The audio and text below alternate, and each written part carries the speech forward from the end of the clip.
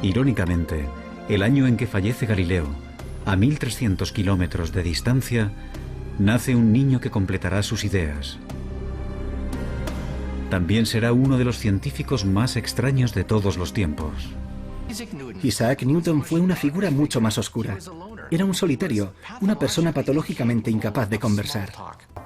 We do know that Isaac Newton had access to certain mystical texts of the Kabbalah. It's rather amazing, this uncanny reflection of some of the most advanced cosmology that are mirrored in the Zohar and ancient Kabbalistic texts.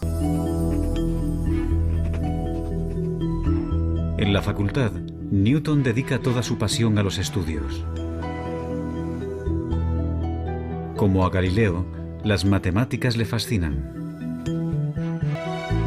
Newton se siente fascinado por la manera en que el Sol sale y se pone, formando un arco completo.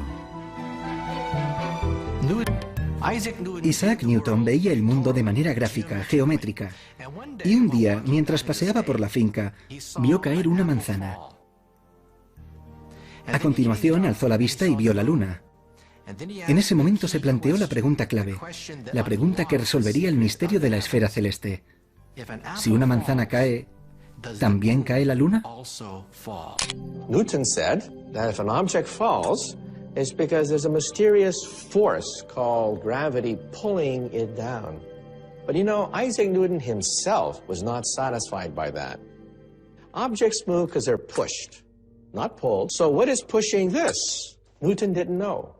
So Newton simply threw his hands up and said, I don't know. So I'm going to invent something called gravitational pull. And said, I don't know.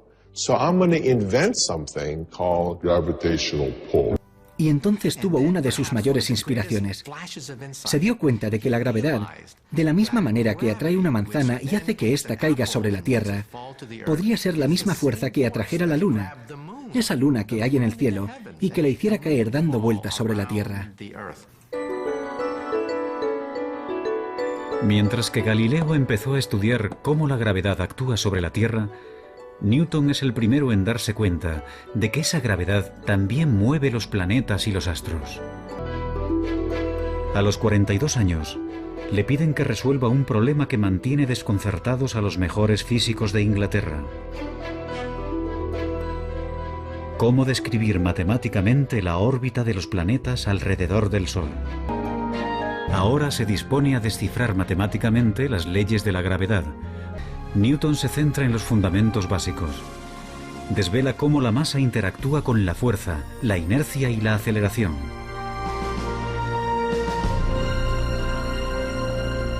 No obstante, su mayor logro es el de definir la gravedad. Es el primero que habla de esta como una fuerza que actúa a una distancia. Y consiguiendo avances matemáticos increíbles, Newton establece las leyes precisas que determinan el movimiento de todos los cuerpos. Newton ha completado la búsqueda de Galileo para describir matemáticamente el movimiento.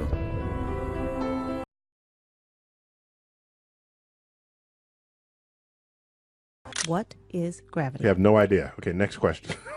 Wow. No, here's the difference. We can describe gravity. We can say what it does to other things. We can measure it, predict with it. But when you start asking, like, what it is, I don't know. Bueno, ha llegado la hora de hablar de eso que hace que el agua se curve y se quede pegada a una tierra esférica. Eso que hace que los gases de la atmósfera no escapen al espacio y además que giren con la Tierra. Eso capaz de hacer orbitar planetas, estrellas y galaxias. Aquello que hizo caer la manzana de Newton. Hablo del padre de todos los males, la gravedad. Pronto sabrán por qué le digo así. Primero debemos preguntarnos qué es la gravedad, lo cual no podremos entender si no sabemos qué es masa, lo que tampoco entenderemos si no sabemos qué es materia. Así que vamos en orden. Materia es todo aquello que posee una masa, un peso y ocupa un volumen. Esta materia adopta una forma a la que llamamos cuerpo. Masa es la cantidad de materia que tiene un cuerpo.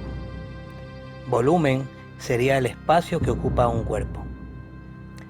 Y el peso sería la fuerza con que es atraído este cuerpo hacia otro de mayor masa. Densidad es lo apretada que está la materia dentro de un cuerpo. Ahora, masa y peso suelen confundirse. La masa es atraída por la gravedad de la Tierra, lo que hace que tal masa tenga un peso. La masa se mide en kilogramos, aunque también se suele usar el gramo, que es pues la milésima parte de un kilogramo, e incluso a veces se usa tonelada. El peso, en cambio, se mide en newtons y se utiliza un dinamómetro para medir fuerzas, o sea, la fuerza-peso. El dinamómetro tradicional fue inventado por Isaac Newton. La confusión es la siguiente. Me subo a una balanza y me refleja 70 kilos. Como el kilo es la unidad de medida de la masa, lo que la máquina dice en realidad es que tengo 70 kilos de masa, no de peso. Para saber nuestro peso tendríamos que multiplicar 70 por 9,8, que representa a la medida de la aceleración de la gravedad, lo que nos da 686, por lo que mi peso sería 686 newtons. La fórmula de la fuerza-peso es fuerza-peso igual a masa por gravedad. Bueno, ¿y para qué me sirve saber todo este tecnicismo? Pues para nada. Tan solo para quedar bien ante aquellos que conocen de física en el oficialismo científico. Para mí peso 70 kilos y punto. Entonces, ¿qué es la gravedad? Leamos. También llamada interacción gravitatoria o gravitación. Es un fenómeno natural por el cual los objetos con masa son atraídos entre sí. Efecto mayormente observable en la interacción entre los planetas, galaxias y demás objetos en el universo. Esta es la respuesta de la ciencia oficial. ¿Pero es científica esta respuesta? ¿Hay ciencia en ella? ¿Qué es la ciencia? Es un conjunto de conocimientos sistemáticamente estructurados que se han adquirido a partir de un método objetivo, basado en la observación, el razonamiento y la experimentación. Este método se conoce como el método científico. Seguimos un método dentro de nuestra locura. Se llama método científico. ¿Qué es el método científico? Es un procedimiento que consiste en la observación sistemática, medición, experimentación y mediante el análisis, la formulación de hipótesis. ¿Cuáles son los pasos del método científico? Primero debemos tener claro qué vamos a investigar, ya sea un problema, un evento o un fenómeno. Pues para poder hacer la pregunta correcta, y usamos el método científico para tratar de resolverlo. Primero, sería la observación. Segundo, proponer una hipótesis. Una hipótesis es una idea que intenta explicar lo observado. Y tercero, la experimentación, que pone a prueba a la hipótesis. Si la experimentación corrobora la hipótesis, esta se convierte en una teoría. Una teoría es una idea que tiene respaldo empírico, pero debe ser capaz de predecir con su resultado. Si la experimentación, en cambio, descarta la hipótesis, hay que cambiar la hipótesis. El método científico indica que para que algo sea ciencia, debe ser observable y repetible, medible y reproducible por cualquier persona, en cualquier parte del mundo, y dando el mismo resultado, porque para la ciencia todos somos científicos. Además, el método científico advierte que para que sea ciencia verdadera, debe ser refutable. ¿Por qué refutable? Porque las teorías científicas están siempre en proceso de revisión crítica. La aparición de nuevos hechos experimentales no explicados por la teoría actual, o la aparición de nuevas teorías que expliquen un mayor número de fenómenos o eventos observados y de forma más precisa, deben conducirnos a cuestionar la validez de la teoría dominante.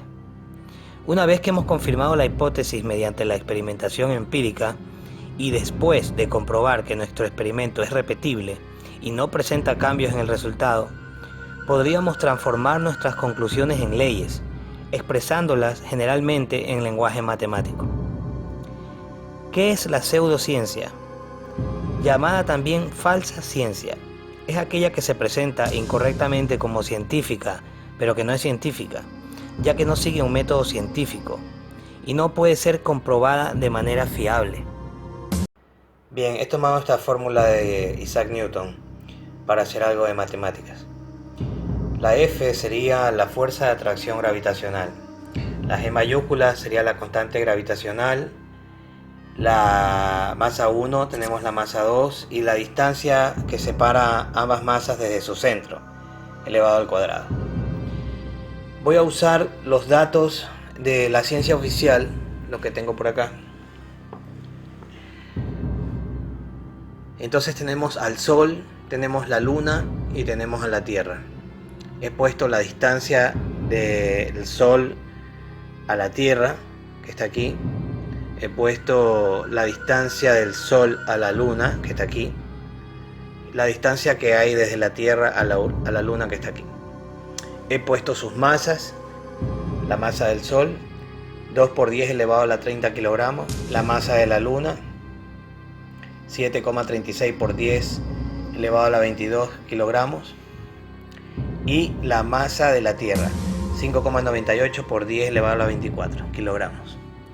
Ahora voy a usar la misma fórmula y voy a reemplazar los datos que tengo aquí. Vamos a ver qué pasa. Hagamos primero qué pasaría. ¿Cuál sería la fuerza de atracción gravitacional entre el Sol y la Tierra? Aquí ya lo tengo hecho, porque si me pongo a hacerlo en cámara pierdo demasiado tiempo. Como ven aquí, he reemplazado la fórmula. La constante gravitacional, aquí están las masas, acá está la distancia, obviamente elevado al cuadrado. Y me termina dando esto. La fuerza de atracción gravitacional entre el Sol y la Tierra es de 3,59 por 10 elevado a la 22 newton. Bien, lo mismo he hecho entre la Tierra y la Luna. ¿Cuál sería la fuerza de atracción gravitacional entre la Tierra y la Luna? Aquí mismo, la constante, he reemplazado las fórmulas con los numeritos, con las masas, la distancia al cuadrado. Para no alargar el cuento me termina dando esto. Que la fuerza de atracción gravitacional entre la Tierra y la Luna es de 1,98 por 10 elevado a la 20 newton. Y aquí pasa algo raro.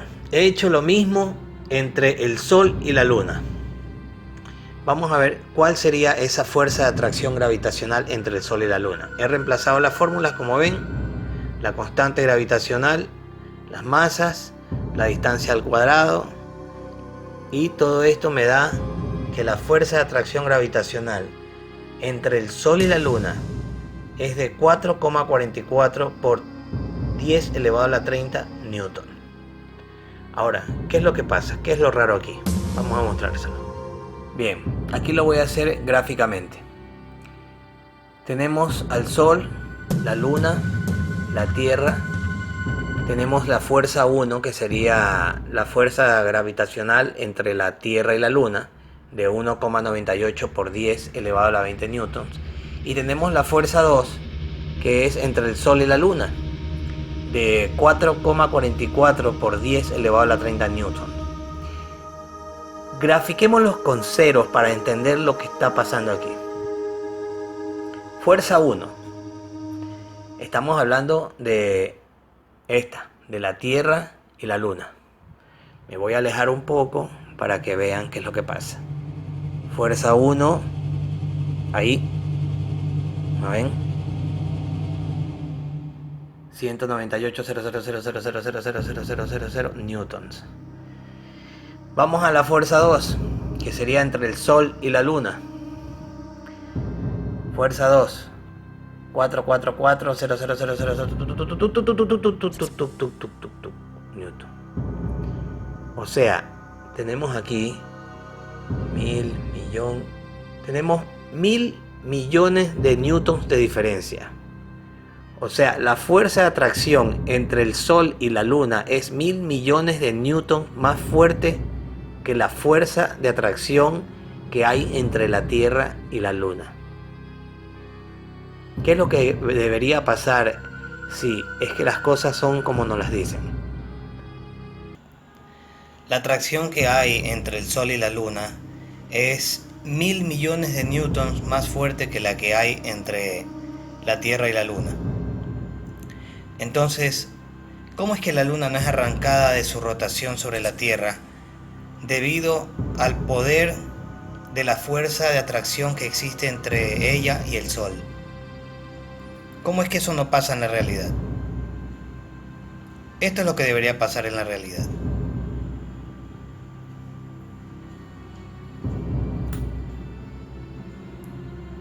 La Luna debería ser arrancada de su órbita por la fuerza de atracción que tiene con el Sol. Pero no pasa.